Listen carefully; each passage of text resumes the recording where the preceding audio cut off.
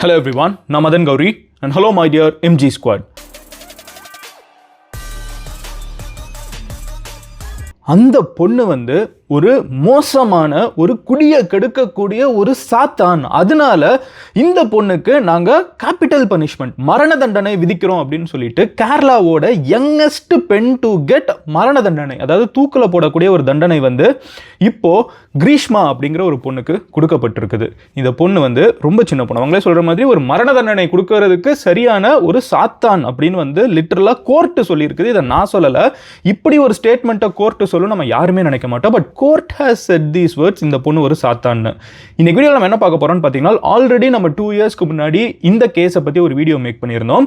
இப்போ அந்த கேஸில் வந்து ஒரு ப்ராப்பர் இன்வெஸ்டிகேஷன் நடந்து முடிஞ்சு அந்த பொண்ணு எப்படி பழியை தூக்கி பையன் மேலே போடலாம், எப்படி பழியை தூக்கி மற்றவங்க மேலே போடலாம், எப்படி மற்றவங்களை கெட்டவங்களா காமிக்கலாம்னு சொல்லி சித்தரிக்க ட்ரை பண்ணி அதை மீறி இந்த பொண்ணு மாட்டி இப்போ கேபிட்டல் பனிஷ்மெண்ட், நான் சொன்ன மாதிரி மரண தண்டனைக்கு எப்படி ஆளாக்கப்பட்டிருக்காங்க. அதுவும் யங்கஸ்ட், ஓகேவா? இத்தனை வருஷ வரலாறுல கேரளாலேயே யங்கஸ்ட் மரண தண்டனைக்குரிய பெண் இந்த பெண்ணாக தான் இருந்திருக்காங்க. ஸோ என்ன நடந்திருக்கு அப்படிங்கிறத நான் டீட்டெயிலாக சொல்ல ஆரம்பிக்கிறேன். ஃபர்ஸ்ட் விஷயம் என்ன அப்படின்னு பார்த்தீங்கன்னா, இது என்ன கேஸுன்னு சொல்லிடுறேன். கிரீஷ்மா அப்படிங்கிற ஒரு பொண்ணு, இந்த பொண்ணுக்கு வந்து 23 வயசு ஆகுது. இந்த பொண்ணு வந்து ஷாரான் அப்படிங்கிற ஒரு பையனை வந்து லவ் பண்ணிட்டுருக்காங்க. பொண்ணு வந்து தமிழ்நாடு, பையன் வந்து கேரளா, ஓகேவா?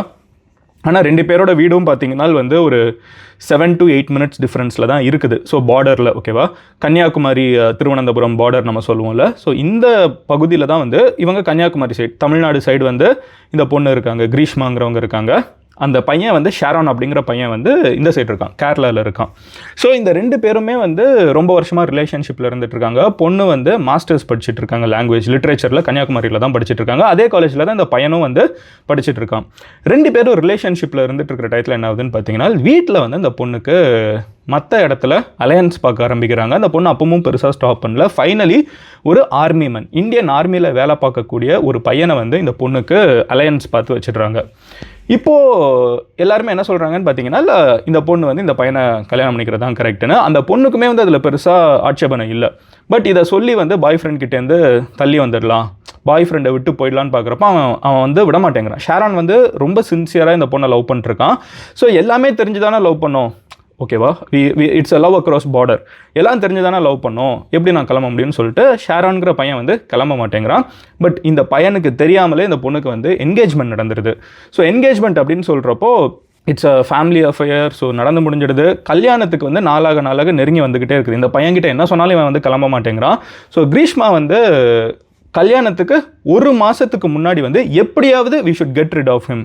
அவங்க 2 பேரும் க்ளோஸாக இருக்கிற மாதிரி பிக்சர்ஸ் அவன்கிட்ட இருக்குது, வீடியோஸ் இருக்குது, கான்வர்சேஷன்ஸ் இருக்குது.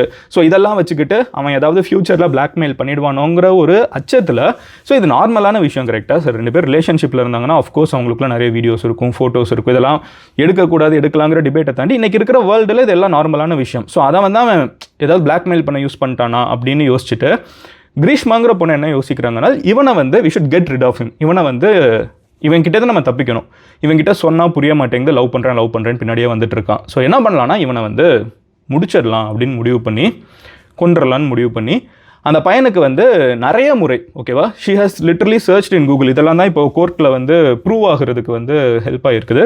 இந்த பொண்ணு வந்து மல்டிபிள் டைம்ஸ் கூகுளில் என்ன சர்ச் பண்ணியிருக்காங்கன்னா, எப்படி வந்து ஒரு பேராசிட்டமால் எவ்வளோ போட்டால் வந்து ஓவர் டோஸ் ஆகும், எந்தெந்த மருந்து எவ்வளோ எடுத்தால் ஒருத்தங்க இறந்து போவாங்க, எவ்வளோ நாள் கழித்து இறந்து போவாங்க, எப்படி வந்து தடயமே இல்லாமல் இறந்து போவாங்கன்னு சொல்லிட்டு ப்ராப்பராக சர்ச் பண்ணி முதல் முறை இந்த பொண்ணு என்ன பண்ணுறாங்கன்னு பார்த்தீங்கன்னா, தண்ணியில் வந்து அதிகமாக இந்த பேராசிட்டமால் மாதிரி மாத்திரையெல்லாம் மிக்ஸ் பண்ணுறாங்க. அந்த பையன் குடிச்சிட்டு தண்ணி நல்லா இல்லைன்னு சொல்லிட்டு ஃபர்ஸ்ட் டைம் எஸ்கேப் ஆகிடுறான். 2வது தடவை என்ன பண்ணுறாங்கன்னு பார்த்தீங்கன்னா, இந்த பையனை வந்து, ஸோ இதெல்லாம் தான் கோர்ட்டு சொல்லுது, இருக்கிறதுலே ஒரு டெவில், ஒரு ஈவில் அப்படிங்கிற ஒரு விஷயத்தை யூஸ் பண்ணுறாங்க, டயாபாலிக்கல் அப்படிங்கிற வேர்டை யூஸ் பண்ணுறாங்க, அண்ட் விக்கெட் அப்படிங்கிற வேர்டையும் யூஸ் பண்ணுறாங்க. ஸோ என்ன சொல்கிறாங்கன்னா, இந்த பொண்ணு வந்து முதல் முறை தான் காதலிக்கிற பையனையே வந்து ரொம்ப நம்பி தான் கொடுக்குற தண்ணியிலேருந்து சாப்பாடுலேருந்து எல்லாத்தையும் சாப்பிட்றாங்க, கரெக்டாக? அப்படி நம்பக்கூடிய ஒரு பையனோட வாயில் வந்து விஷத்தை வச்சு கொடுக்குறாங்க. ஆனால் அந்த பையன் அதுலேருந்து தப்பிச்சிடுறான், அவனுக்கு வந்து அது எஃபெக்ட் பெருசாக இல்லை. 2வது முறை அப்போ வந்து ஒரு கில் ட்ரிப் ஆகணும்ல, அந்த பொண்ணுக்கு அந்த எந்த சலனமும் இல்லை. 2வது தடவை அந்த பொண்ணு என்ன பண்ணுறாங்கன்னு பார்த்தீங்கன்னா, ஜூஸில் வந்து நிறைய மாத்திரையை போட்டுட்டு ஒரு சேலஞ்ச் அப்படின்னு சொல்லி சொல்கிறாங்க. ஸோ என்ன சேலஞ்சுன்னு பார்த்தீங்கன்னா, யார் வந்து அதிகமாக ஜூஸை குடிக்கிறாங்கன்னு சொல்லிட்டு ஒரு ஜூஸில் வந்து ஃபுல்லாக மாத்திரையாக போட்டு குடிக்க சொல்கிறாங்க. அந்த பையன் வந்து டேஸ்ட் பண்ணிட்டு இது பிட்டராக இருக்குது, லைக் துவர்ப்பாக இருக்குதுன்னு சொல்லிட்டு குடிக்க மாட்டேங்கிறான். இந்த சேலஞ்சு, ஜூஸ் சேலஞ்ச், குடிக்கிற சேலஞ்ச் வீடியோ வந்து இருக்குது, ஓகேவா? இந்த வீடியோ வந்து அந்த பொண்ணு எடுக்காதன்னு சொல்கிறதையும் நம்மளால் பார்க்க முடியுது. பட் அதுக்கப்புறமா அவனை குடிக்க வச்சிருக்கேன். அவன் குடிச்சிட்டு செட் ஆகலான்னு துப்பி இருக்கான். கொஞ்ச நேரத்தில் அவனுக்கு வாந்தி வந்திருக்குது. ஸோ சிஸ்டமே வந்து அவனுக்கு அதை கிளியர் பண்ணிடுச்சு. 3வது முறை இந்த பொண்ணுக்கு வந்து என்கேஜ்மெண்ட் நெருங்கிடுச்சு, ஓகேவா? அந்த என்கேஜ்மெண்ட்டில் கல்யாணமே நெருங்கிடுச்சு. ஸோ இது வரைக்கும் அவனை விட்டுட்டு இருக்கிறது இன்னும் பார்த்தா இவன் இன்னும் வந்து கல்யாணம் பண்ணிக்கோன்னு சொல்லிட்டு இருக்கான். ஸோ இப்போ என்ன பண்ணுறாங்கன்னு பார்த்தீங்கன்னா, நீ வீட்டுக்கு வா அப்படின்னு சொல்லிட்டு தமிழ்நாட்டில் கன்னியாகுமரியில் இருக்கக்கூடிய உங்கள் வீட்டுக்கு வந்து இந்த பொண்ணை வந்து, இந்த பையன் வந்து பாலசல், அது சம் ஏரியா கேரளாவில் இருக்கான், திருவனந்தபுரத்துக்கிட்ட இருக்கான். ஸோ அந்த ஏரியாவிலேருந்தே வீட்டுக்கு வான்னு சொல்லி கூப்பிடுறாங்க. இந்த பையன் வந்து வீட்டுக்கு என்ன புதுசாக கூப்பிட்றான்னு கேட்டப்போ, நீ வா, நம்ம ஒன்றா இருக்கலாம். ஸோ அந்த பொண்ணு எதை சொல்லி ஏமாத்துறான்னு பார்த்தீங்கன்னா, ஃபிசிக்கலாக நம்ம ஒன்றா இருக்கலாங்கிற ஒரு ப்ரிடெக்ஸ்ட். இதை கோர்ட்டே வந்து சொல்லுது, இது எவ்வளோ பெரிய ஒரு துரோகம். நீ என் கூட இருக்கலான்னு ஒரு உடல் உறவுக்கு வந்து ஒரு ஆசையை காமிச்சிட்டு அதை தான் சொல்லி அந்த பொண்ணை டெக்ஸ்ட் பண்ணியிருக்கா. நீ வா, வீட்டுக்கு வா, யாரும் இல்லை, நீ வீட்டுக்கு வா அப்படின்னு சொல்லி கூப்பிட்டு இந்த பையனை வந்து வீட்டுக்கு வர வச்சுருக்காங்க. ஆனால் இந்த பிஹைண்ட் த சீன்ஸ் நடந்துட்டு இருக்கிறது என்னன்னு பார்த்தீங்கன்னா, இந்த பொண்ணு வந்து இந்த பையன் இருக்கிறது ஆல்ரெடி அவங்க அம்மா கிட்டையும் அவங்களோட மாமா கிட்டையும் சொல்கிறாங்க. அவங்க மாமாவும் இந்த பொண்ணும் ஒன்றா சேர்ந்து தான் இந்த பிளானையே வந்து போடுறாங்க. ஸோ என்னன்னு பார்த்தீங்கன்னா, இந்த பையனை வந்து உடலுறவு வச்சுக்கலான்னு சொல்லி கூப்பிடுறாங்க. இந்த பையனும் வந்து கேரளாலேருந்து கிளம்பி தமிழ்நாட்டுக்கு வராங்க. But as I set, it's just 10 to 20 minutes அவங்க அங்கேருந்து கிளம்பிங்க வராங்க. 2 பேருமே வந்து மலையாளிஸ் தான். ஸோ வந்த இடத்துல வந்து இவங்க வந்து அந்த உடலுறவு இருக்கலான்னு சொன்ன நேரத்தில் வந்து இவனுக்கு ஒரு கஷாயம் கொடுக்குறாங்க. இந்த கஷாயத்தை குடி, இது சூப்பராக இருக்கும் அப்படின்னு சொல்லிட்டு கொடுக்குறாங்க. அந்த இயற்கையாக உருவாக்கக்கூடிய ஆயுர்வேதிக் பூச்சி மருந்துகள்லாம் உள்ளே இருக்குது. அதெல்லாம் போட்டால் கண்டிப்பாக ஒருத்தங்க இறந்துருவாங்க. கொஞ்சம் சாதாரணமாக சாக மாட்டாங்க, ரொம்ப ப்ரொலாங்டாக இழுத்து ஒரு ஆர்கனாக முடிஞ்சு இறந்து போவாங்க. ரொம்ப பெயின்ஃபுல்லான ஒரு இறப்பு. அதை வந்து இந்த பையனுக்கு இந்த பொண்ணு கொடுக்குறாங்க. இந்த பையன் வந்து இதுக்கு முன்னாடி தண்ணி குடிக்கிறப்பவும் சரி, ஜூஸ் குடிக்கிறப்பவும் சரி, துவர்ப்பாக இருக்குன்னு சொல்லி துப்பி இருக்காங்களா. பட் இந்த தடவை அவனுக்கு அது வந்து ஒரு ஆயுர்வேதா ஜூஸ்ன்னு சொல்லி கொடுக்குறாங்க.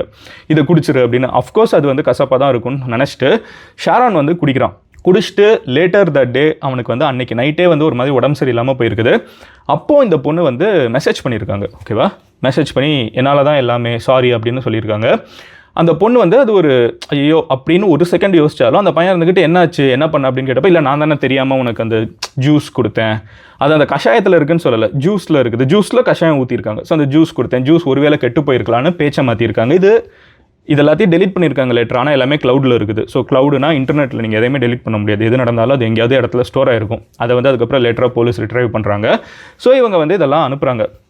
அனுப்பிச்சதுக்கப்புறம் என்ன ஆகுதுன்னு பார்த்தீங்கன்னா, இந்த பையனுக்கு வந்து அன்றைக்கி நைட் உடம்பு சரியில்லாமல் போகுது. அதுக்கப்புறம் ஒரு ஆர்கனாக காலியாக ஆரம்பிக்குது. ஹாஸ்பிட்டலுக்கு மச் லேட்டராக தான் போய் சேர்க்குறாங்க. ஏன்னா அந்த பையனுக்கு வந்து சுத்தமாக சந்தேகமே கிடையாது. இந்த பொண்ணு மேலே 100% நம்பிக்கை. இந்த பையனுக்கு உடம்பு சரியில்லை, எனக்கு வந்து ஒரு மாதிரி அசதியாக இருக்குதுன்னெலாம் சொல்கிறப்போ இந்த பொண்ணு இருந்துக்கிட்டு கவலைப்படாத, அப்படி தான் இருக்கும், அப்புறம் உனக்கு செட் ஆகிடும் அப்படின்லாம் சொல்லி இவனை ஹாஸ்பிட்டலுக்கு போக விடாமல் தடுத்துக்கிட்டதும் வந்து இவனை கொல்றதுக்கு உருவாக்கி இருக்குது. ஏன்னா ஸ்டார்டிங்லேயே போனால் கூட சால்வ் பண்ணியிருக்கலாம். அவனை ஹாஸ்பிட்டலுக்கு போக விடல, சரியாயிடும் சொல்லி அவனை வீட்டிலே இருக்க வச்சு ஃபைனலி அவனுக்கு வந்து ஹாஸ்பிட்டல் போய் சேர்றப்போ it was already too late. அவனுக்கு மல்டிபிள் ஆர்கன் ஃபெயிலியர் ஆகிடுச்சு. கொஞ்சம் கொஞ்சமாக இறந்து போயிட்டுருக்கான்னு தெரியும். அந்த நேரத்தில் ஹாஸ்பிட்டலில் இருக்கிறப்போ அவனோட பெஸ்ட் ஃப்ரெண்டுக்கிட்ட அவன் சொல்லியிருக்கான், மச்சான் இந்த மாதிரி அந்த பொண்ணோட வீட்டுக்கு போனேன், கிரீஷ்மா வீட்டுக்கு போனேன், ஒருவேளை அவள் ஏதாவது பண்ணியிருப்பாளோன்னு சந்தேகமாக இருக்குதுன்னு சொல்லிட்டு வந்துட்டு இல்லை இருக்காது, அதெல்லாம் நடந்திருக்காதுன்னு சொல்லி அவனை மாற்றிருக்கான். ஃபைனலாக அவனோட டையிங் ஸ்டேட்மெண்ட், இறந்து போக போகிறான். அப்போ வந்து மேஜிஸ்ட்ரேட் வந்து ஸ்டேட்மெண்ட் ரெஜிஸ்டர் பண்ணுவாங்க. அதில் கூட அவன் என்ன சொல்லியிருக்கானால், எனக்கு என்ன நடந்துச்சுன்னே தெரில, ஆனால் கிரீஷ்மா வீட்டுக்கு போனேன், என்ன நடந்துச்சு லாஸ்ட் ஃபியூ டேஸ்னு, அப்போ கிரீஷ்மா வீட்டுக்கு போனேன், இந்த மாதிரி அவங்க வந்து ஒரு மருந்து கொடுத்தாங்க, நான் குடித்தேன் அப்படிங்கிறது எல்லாத்தையும் சொல்லியிருக்கான். மேஜிஸ்ட்ரேட் கிட்ட சொல்லியிருக்கான். பட் சந்தேகிச்சு சொல்லலை. அப்பவும் இப்படிலாம் என் லாஸ்ட் ஃபியூ டேஸில் என்ன நடந்துச்சுன்னு கேட்டப்போ கடைசி 10 நாள் நார்மலாக இருந்த நாள் இன்னைக்கு என்ன நடந்துச்சுங்கிறத தான் சொல்லியிருக்கான். சொல்லிவிட்டு ஷாரான் இறந்து போயிட்டான்.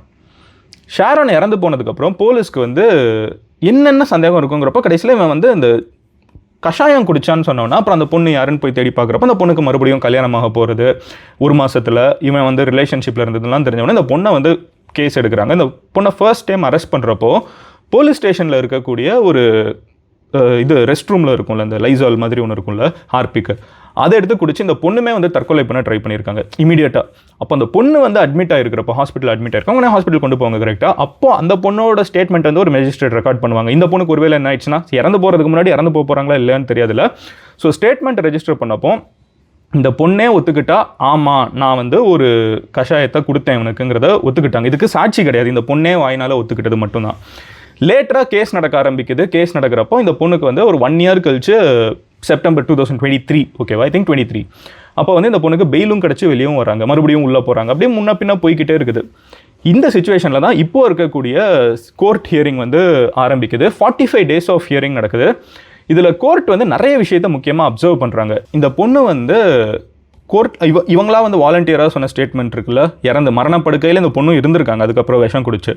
அந்த டயத்தில் ஆமாம் நான் வந்து ஒன்று கொடுத்தேன் அப்படின்னு சொன்னதாக இருக்கட்டும். அதுக்கப்புறம் கோர்ட்டில் வந்து அந்த பொண்ணோட தரப்புலேருந்து சொன்னது என்னன்னு பார்த்தீங்கன்னா, ஃபஸ்ட்டு விஷயம் அவன் வந்து ரொம்ப உடனே அந்த பையன் அவன் வந்து ரொம்ப அப்யூசிவாக இருந்தான், அவன் அடிச்சிட்டான், அவன் வந்து கெட்ட வார்த்தை பேசிட்டான், அவன் வந்து துன்புறுத்தினான் அப்படின்லாம் சொல்லியிருக்காங்க. பட் கோர்ட்டில் வந்து ஏமா அதெல்லாம் கொல்றதுக்கு செல்லாது அப்படிங்கிறத சொல்லிட்டாங்க. ரெண்டாவது என்ன அப்படின்னு பார்த்தீங்கன்னா, அவன் வந்து அப்புறம் இதெல்லாம் பண்ணியிருக்கானா இல்லையான்னு ஒரு சந்தேகம் வேறு இருக்குது. ஸோ அது கோர்ட்லேயும் செல்லாது, இதெல்லாம் செஞ்சிருக்கானாங்கிறதுக்கு வந்து எங்களுக்கு டவுட்டும் இருக்குதுன்ட்டாங்க. ரெண்டாவது என்ன சொல்கிறாங்கன்னு பார்த்தீங்கன்னா, இந்த பொண்ணு வந்து சின்ன பொண்ணு, ரொம்ப நல்லா படிக்கிற பொண்ணு, மாஸ்டர்ஸ்லாம் படிச்சிருக்காங்க, சொசைட்டியில் ரொம்ப முக்கியமான ஒரு பொண்ணு, அது நல்ல படிப்பு இருக்கக்கூடிய ஒரு பொண்ணு, அதனால கம்மியான தண்டனை கொடுங்க, ஏன்னா இந்த பொண்ணு ரிஃபார்ம் ஆகிடுவா அப்படிங்கிறத சொல்லியிருக்காங்க. கோர்ட் அதை எடுத்துக்கல. மூணாவது என்னன்னு பார்த்தீங்கன்னா, கோர்ட் வந்து ஜட்ஜ்மெண்ட் கொடுக்கணுங்கிறப்போ கோர்ட் வந்து கேபிட்டல் பனிஷ்மெண்ட் கொடுத்துருக்குது, தூக்கிலிடுங்க அப்படின்னு இருக்குது. இது வந்து மொத்த இந்தியாவிலே பார்த்தீங்கன்னா ரொம்ப கம்மியான ஆட்களுக்கு தான் இந்த தண்டனை கொடுக்கப்படும். இப்போ வந்து நம்ம அதுலேருந்து நகர்ந்து போகணும்னு சொல்கிறோம். பட் கோர்ட் என்ன சொல்கிறாங்கன்னா, இதுக்கு எங்களுக்கு 100% காரணம் இருக்குது. இந்த பொண்ணு வந்து ஒரு சாத்தான் மாதிரி பிஹேவ் பண்ணியிருக்காங்க. ஒருத்தங்களை கொல்றோம், ஓகேவா, சாதாரண விஷயம் கிடையாது. கொல்றோன்னா நம்மளுக்கு ஒரு கில்ட் ட்ரிப் ஆகும், நம்ம மறுபடியும் பண்ண மாட்டோம். ஒரு டைம் எஸ்கேப் ஆகிட்டாங்கன்னா மறுபடியும் பண்ணக்கூடாது.